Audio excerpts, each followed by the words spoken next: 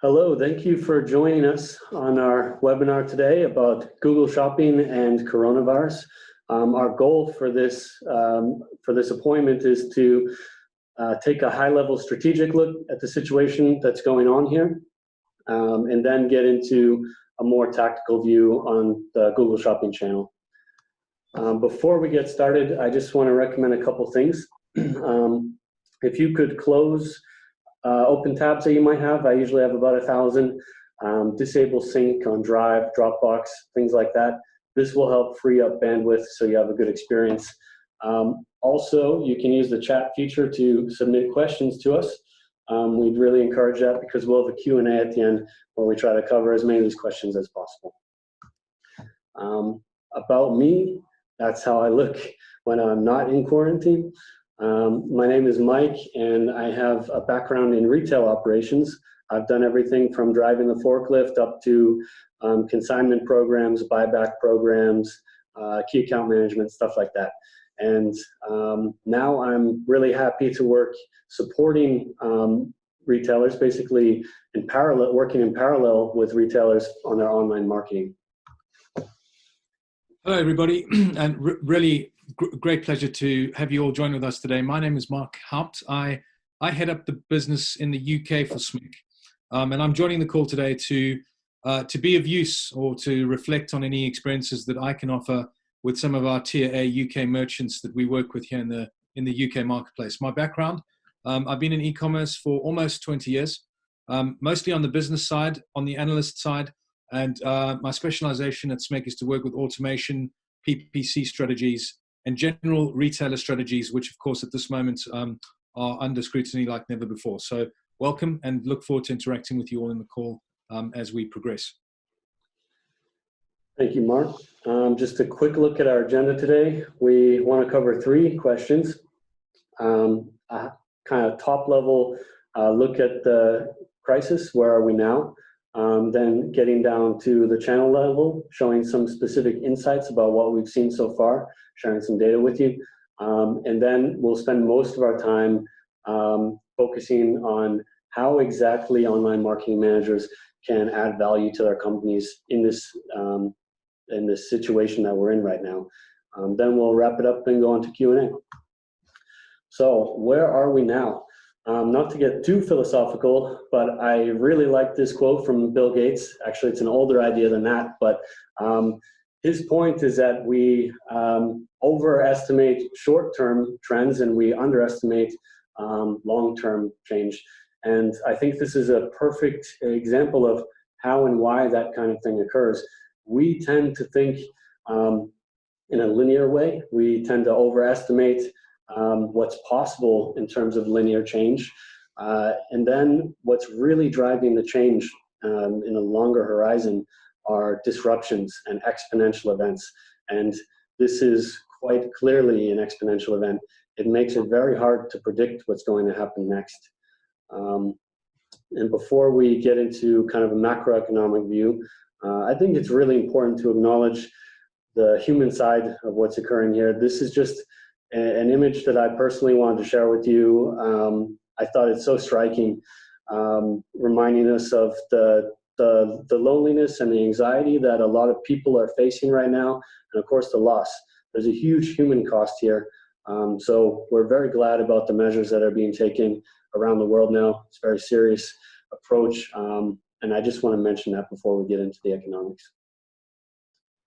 About the economic view, as mentioned, things are pretty disrupted right now, and I'm not an economist, so I'll defer to an analysis from McKinsey about how this might play out. They basically see, in either case, a recession where recovery begins either in Q4 of this year or going into the second half of next year, depending on how things play out. And that's a pretty tough thing to face for all of us. The key attributes in determining these outcomes will be whether or not the virus is seasonal, how the Asian markets and other markets later on can recover in terms of supply chains, also in terms of will there be a second wave of this infection, connects back to the seasonality. And then right now we know we're facing a supply shock, but if the crisis deepens or extends, this could lead to demand shock as well, which is very damaging because it leads into recession dynamics where these two things feed off each other. And finally, what's going to happen with the finance system? It's a lot more robust after the 2009 crisis, but there will be pressure. So getting down to the channel, Google Shopping, what have we seen so far? Mark, could you take a look at that for us? Certainly. Thanks, Mike. So yes, coming back to what we have been experiencing in the UK, I think it's fair to say the UK market is a pretty good bellwether to measure what is happening in global e-commerce. Reason for that is we have some of the best online retailers in the world based in the UK, and we also have a retail marketplace that is very, very linked to the wider trends in retail in general. Everybody who knows this country and lives and works here will know that the high streets in the UK has been under significant pressure in the last few years. And of course, the coronavirus coming on top of all those pressures has certainly ramped up, if you like, the strategies and the outcomes that we're going to be expecting to see from various of our retailers that we work with, as well as retailers across the board. So when we bring it back into e-commerce, PPC and Google Shopping, we can see there around March 14th, which was a Saturday, just as the news on the virus was becoming critical, if you like. The flashes were indicating red in terms of the news media, and talk of lockdowns was beginning, although a lockdown hadn't formally started. We saw a pretty big moment when Amazon withdrew their auctions from the marketplace. Now, Amazon's departure led to a ramping up of clicks and conversions for other retailers, but the CPCs remained pretty flat, meaning that the demand side of bidding on Google Shopping really didn't change much in the days beyond that March 14th Amazon departure. But when we look at the outcomes, if you look to the auction insights and what's happening over there, we see some very different things going on. Of course, some of the marketplaces, some that are obviously the obvious candidates that are not Amazon, have suffered greatly. Demand has gone down, and where those marketplaces have been focused on things like fashion, particularly fast fashion, that demand has died away very quickly as people obviously reflect on their budgets and look at what they can spend in the weeks and months ahead. So we can see really big changes going on there. What we also noticed, though, looking at our own experience and our own meetings and analysis and various discussions that we've had in the ensuing 2 weeks, is that the marketing strategies that different retailers take are very fluid. There's no one solution. There's no one tactic that seems to have been applied here. We see different economic behavior when it comes to bidding on certain categories and different products. And obviously each retailer will have their own distinctly different underlying structural challenge or opportunity. So those dimensions really do come into play when it comes to tactics like seizing market share, going for more sales with lower margin, or simply withdrawing from the marketplace to wait and see. And again, our experience in the UK marketplace is that we've got about 5 or 6 different responses going on across retailers and even within retailers in different categories. So very interesting picture there. Mike, if you could move on to the next slide. We take an example here of a retailer selling beauty products that's across the board. And we see that obviously there's already a very subdued event, which normally is a very, very strong event for these types of sales. This year was a very flat Mother's Day.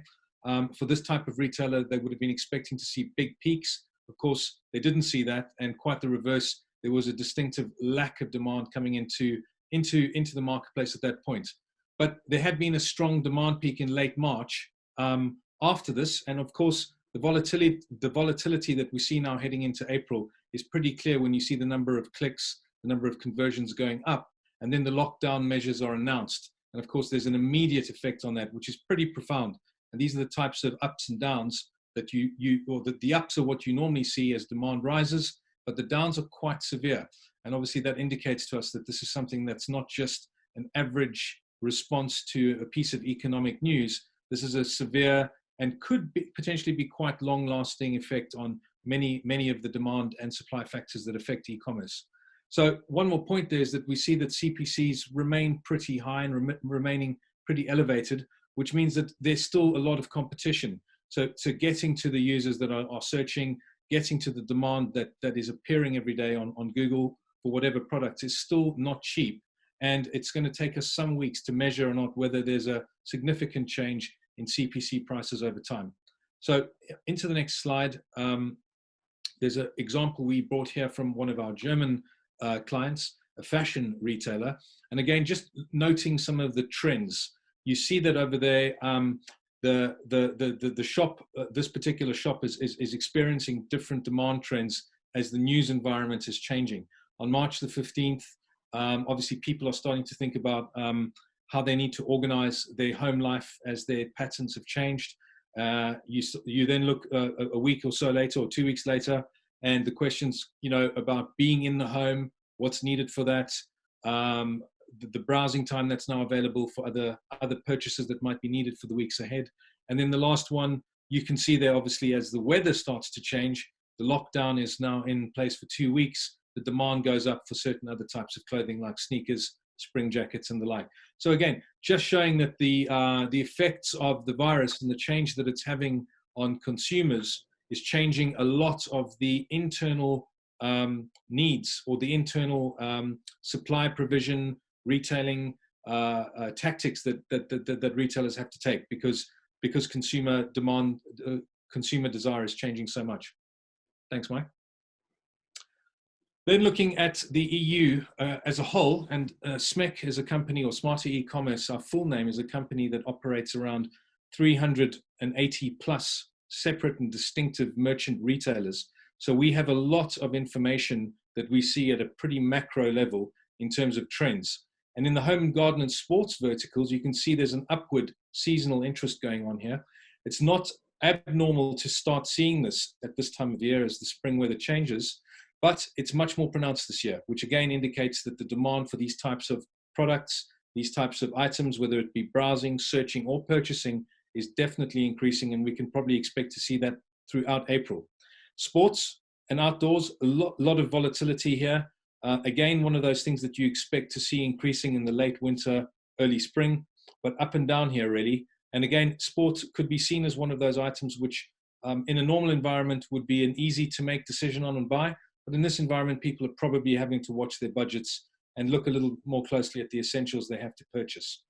And maybe more obviously, at the electronics marketplace, which is very, very, very active, very high CPCs at times, lots of good high basket value items there, and an intense competition between retailers. We saw peaks there during the early lockdown days, and again, indicating that people's needs were changing and that they needed some things much earlier, which they may have waited longer to purchase. And of course, the furniture side of what we again see as a spring trend, people buying furniture for outside and inside, there the interest remains pretty volatile, up and down, and not always easy to explain. But again, we look weeks and months behind and in advance. So we'll be expecting to see these things change quite a lot over April and into early May. Thanks, Mike. Thanks very much, Mark. It's pretty interesting stuff that we can see with the data right now. And what we'd like to do is to sharpen this more and talk about what you can do tactically to respond to this volatility, this very much not business as usual that's occurring at the moment. So there's a lot of areas of activity or fields of impact that we want to look at, starting with organizational and moving through some other points. Now, at an organizational level, many organizations suffer from siloing, that they're not communicating as much or often as they should. Maybe yours does or doesn't have this problem, but typically in crisis management, we know that it's important to increase communication and alignment, often with war rooms, nerve centers, things like this. For online marketing, I think it's really, there's a line drawn in the sand, and it's our chance to step up and demonstrate what the channel can do for the business. And it's a chance to get with the purchasing managers, category managers, finance, warehousing team, discover their pain points, share your pain points, and come up with solutions together. We'll get into more detail about how to do that, but this means helping to clear out dead stock if there's stuff like that, getting the right expectation set with finance so you don't have uncomfortable conversations later, discovering should we increase the budget? Should we decrease? Working through those problems together. And about that, when we get into goal setting and measurement, that's when the alignment pays off. Because the company might have goals like unlocking cash, and maybe it's totally unclear what's going to happen with the revenue pipeline, and this leads to some risk aversion, or this leads to uncertainty in the organization. In the past, maybe you focused on, let's say, top line revenue, and now could be a good chance to really focus on proving the margin contribution of the channel. Conversely, maybe you want to take a counter-cyclical strategy here. You see that some competitors are dropping out and you want to grab up the market share. There's a lot of possibilities here, and there's tons of different ways of pursuing those possibilities. It's just a matter of aligning at a really a higher level perhaps than normal, and reassessing the goals. Also important is knowing how to measure. So we recommend these views here: daily development, last 14 days, and year over year. Those offer you different data resolutions, and you can also view the sort of actions that you can take based on those data resolutions. Daily development being reactive, understanding what's happening, what's just going on in the account. Last 14 days versus, let's say, the 14 days before that. This helps you understand, are the strategies working? Do I need to make a change? Are we seeing the impact that we expected to see? And year over year is super important too. I've included a screen of a seasonal heat map here. This is available for free in a tool that I manage called Orbiter. And if you want to check out your account, and basically you want to have a look at what's happened before, and so you can think, what would be occurring normally, what would be next, and how do I anticipate that might be different? How can I try to control that outcome? And these are the ways that you can measure the goals. This is a point that is really important to me. I think so often we see ROAS discussed as the be-all and end-all of online marketing, and this is just, from my perspective, it's just wrong. ROAS is a very valuable indicator, that's clear, but it's about efficiency. It's telling you your miles per gallon. It's not telling you what direction you're going in, and you might be, let's say, either driving up a mountain or driving up a cliff. It's not a strategy in and of itself. It's just a measurement. So we'll get back to that in a little more detail later, but I think it's very important to include your own data, your first-party data, into your campaigns so that you have a direction to go in, a really clear direction, and you know you're winning the right business for the company. Before we do that, let's just talk about budget quickly. It's a super challenging topic right now. It's not getting easier. And this is just one example. I saw this and I had to laugh because I never heard of a bread machine in my life before now. And I guess a lot of people didn't, but people know about them now, and there's a lot of interest. I thought a bread machine was just an oven. But this is just an example. You can imagine that these unexpected changes are occurring. There's also going to be things dropping out that you wouldn't expect. And when this is happening across an entire assortment, it's very complex. And there's demand that you might want to capitalize on, and there's demand that you might want to avoid. We'll talk about that later when we get to search terms. But at any rate, your budget needs to be prepared to handle these changes. You need to be flexible in your budget. You need to be monitoring it quite closely. Another topic that we see a lot is when campaigns are limited by budget. And it can be hard to estimate what is really the right amount that I need at the moment. And it's probably no surprise, but Google wants you to spend more, so their recommendations tend to be ambitious, let's say. We have a different formula that we provide here, where you basically use the search lost impression column as a data source to help determine what's an appropriate budget. So the way you run this calculation, you work out your total available impressions. That's the impressions that were served over here, then divided by 1 minus the lost impression share. So for example, in this account, we see that they got 1,900,000 impressions, but were eligible for 2,800,000. And how can they capture those impressions when they got limited by budget? You just take that available impressions and you run it through your click-through rate, you run it through your average CPC, and you'll see that 12,000 euros would have been the needed budget, and only 8,900 euros were used. So then you have a delta, and you can divide that delta by the time range to figure out, all right, I need a 221 euro increase of daily budget. So then you have a data-driven approach to how to increase your budget, instead of this kind of black box suggestion from Google. You might also consider it as a factor. I don't want to say don't consider it, but you can also come up with your own calculations too. We've seen in the last weeks that actually year over year ad spend is increasing. You can access this data yourself for free with the SMEC Market Observer. I'll share the deck, which has all these links. And we're adding more KPIs in there in the next 1-2 weeks. But at any rate, increasing budget might not be right for you, might not be right for your business. That's totally clear. There can be entirely different scenarios why. It could have to do with your supply chain, could have to do with your liquidity, can have to do with any number of questions.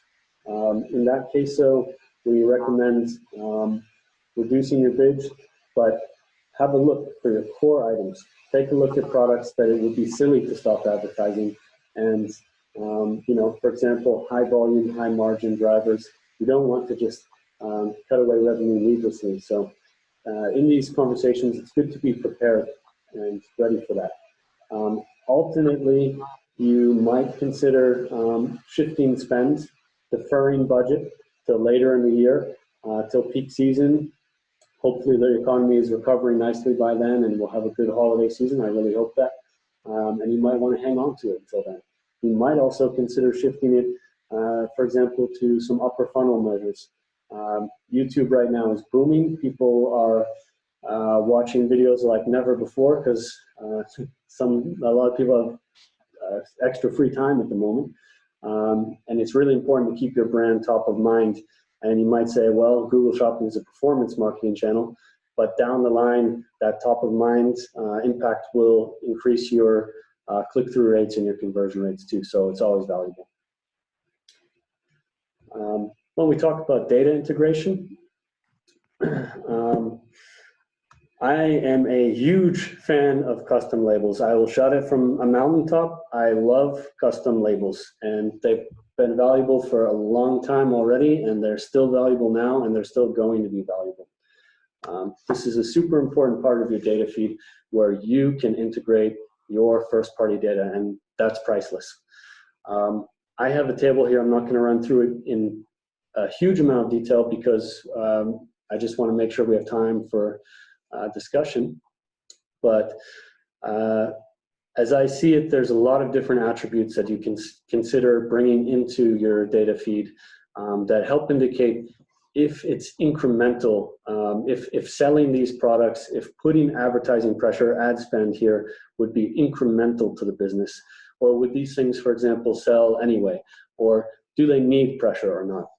That includes inventory metrics like the sell-through rate, valuable at the product level, inventory turnover ratio, maybe more valuable at the category level or the product type level, and availability. It doesn't make sense to spend a lot of money burning through some stock when you know you can't reorder it. Just take the time and sell it, and you can get maybe a better return on your ad spend. It also considers more product attributes like the life cycle. Is this a new product that should have a higher conversion rate? Is it an older product that needs more pressure? The seasonality, and so on. Important, I've got these kind of in a binary opposition here, but that's not how it is. There's lots of shades of gray in between. So definitely take an approach to that, and also think how they interact with each other. I'll come to that too in a minute. This is just a quick example of how that could look in your custom labels. You've got 5 of them, so make them count. And basically these things, margin, again, corresponding to healthy revenue. Things like return rate, also in the same boat, how it's going to impact your costs and your bottom line. Other elements like price attractivity or stock level corresponding to predicted conversion rate. And how that might look in a little more detail. I really like the idea of a product index, because this is a way that you can merge together a lot of those attributes and get some pretty great outcomes. A product index, for example, you could create a weighted score that looks at margin, stock, and price all together. And then you've got a signal about conversion rate. We've got a signal about availability and supply chain. And you've got a signal about the health of the revenue. And that creates a really sophisticated label that can be very powerful, where with a very strong index, you might take a more aggressive approach by, for example, lowering your ROAS, if ROAS is what you're using to guide your bidding, or whatever metric you use. Or you might take a more conservative approach. And see, this is a way that we can still talk about ROAS and use ROAS to guide us, but the ROAS has become smarter now because it's including all of this first-party data that is very strategic to you. And there's any number of other configurations you can use. It all depends on what data you can get your hands on from other departments in your company, and it all depends on what data you want to get your hands on, how you want to shape your goals and your strategy. And that goes back to the point 1 about aligning with these different departments and teams in your organization. Getting back to search terms are just so valuable, and there are new campaign types out there like smart shopping campaigns where you're losing access to this stuff. I leave it up to you if you think that's a good idea or not, but I think search terms are a very important link to the consumer, to the demand, to the purchasing intent. This is an example where we saw a German B2B office supplier, and sorry, I guess most of you guys don't speak German, but Toilettenpapier means toilet paper. And you can see that there's a lot of different top queries here. Clo, that's like slang for toilet too. So thing is that these guys were out of stock, and they hadn't identified that. So at that point, that's pretty destructive to the conversion rate and to the clicks, the performance of the clicks. So it's really important to get that kind of information in. And that's not the only thing. Then you want to add these as a broad match negative keyword to kind of shut that traffic down for a while. But also, it wasn't really a fit because, again, this is a clue into the audience, and this is a B2B office supplier. They had a burst of low average order value orders coming through, low basket values coming through, and it's really not their goal to be generating these kind of sales because it was consumers seeing the ads listed, and that's not really positive for them. What's more for them, they want to think about the customer lifetime value. They want to rather sell to, let's say, a company that's going to be ordering the same bulk order of toilet paper every month, every quarter, whatever. And this is just totally a wrong fit for them. So it's another reason why negative keywords are so important. Why be promoting this product when your target customers are all about to send their employees in home office and they won't be buying any toilet paper for a while? So I just said the word toilet paper a lot. Yeah. Glad to move on to the next slide. This is a little walkthrough about how you can hold your search terms accountable. I really love this framework. It came from my colleague Irene, who hosted the German language version of this webinar. And what she does here is she looks at the conversion rate from the search query report for the cookie window, for example, last 30 days. Then she reverse calculates to figure out that you need 31, 32 clicks to generate one conversion. Then you can easily build a filter where you look for the clicks are greater than 31. It should have generated a conversion, but the conversions are at 0 or 0.01 because of data-driven attribution. And then you can have a look at this stuff, and you see that these things are driving costs just 150 pounds here, but every pound counts. And they're quite generic. These are things you should just cut. And you can make these filter a bit more aggressive if you want, but it's just a really nice logic for how to approach this. Just had a timer. I think that was 30 minutes, so we don't want to keep you too long. Let's get into competition. This is a prototype we were working on about Auction Insights to examine basically what Amazon was doing in the Google Shopping auction. And we saw, as you can see with this massive expansion, that Amazon got very aggressive and very powerful back in the holiday period in 2018, and they never stopped.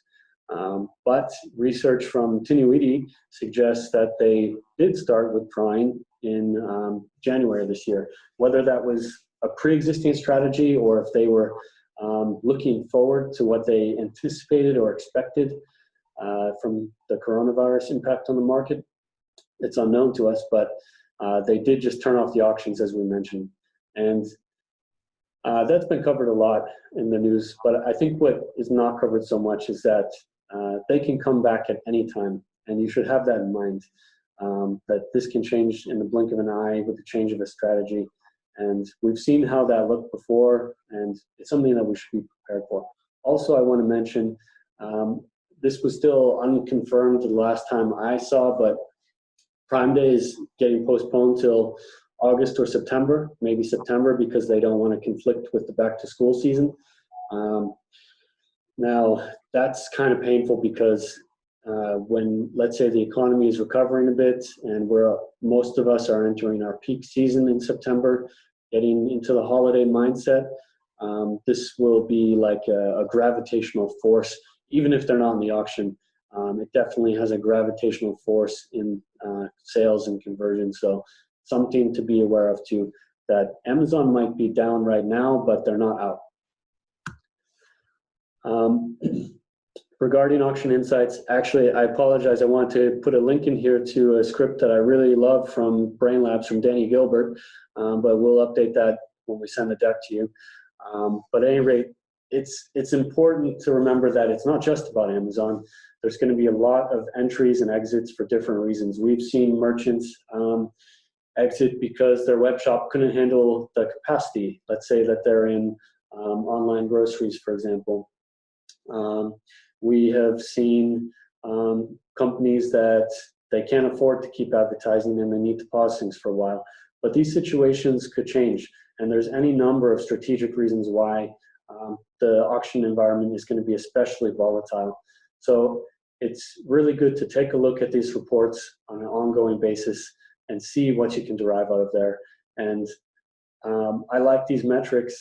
They're really helpful in understanding how close the competitor is to you. If they're in a lot of auctions with you, then it seems that they have a similar assortment. How powerful they are compared to you, or you are compared to them, best case, with the outranking share. And then the impression share comes back to that budget topic that we looked at earlier. How effectively are they capturing their available impressions? Really important too, indicates the robustness of the competitor.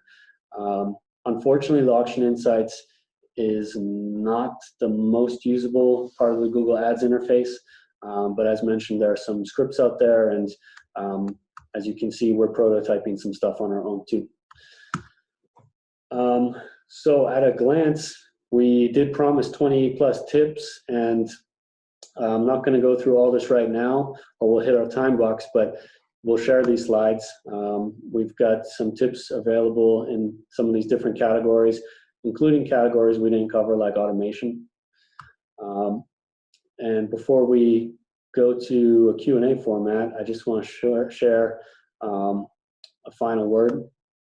to make it kind of philosophical again, I love this quote from William Gibson, famous science fiction author. The future is here. It's just not evenly distributed. And that's really important to bear in mind because, as I mentioned, this is an exponential type of change that we're facing right now, and it's very unpredictable what will happen. But we're not all on the same timeline. We know that China is ahead of us.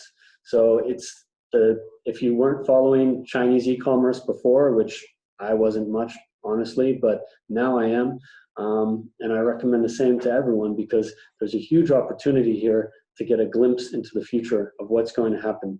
And it's hard to know. The timelines might merge a bit, so to say, as curves flatten around the world and so on, or they could diverge again in the future. It's a bit unpredictable, but just keep your ears and eyes open and be prepared to act when you see opportunities.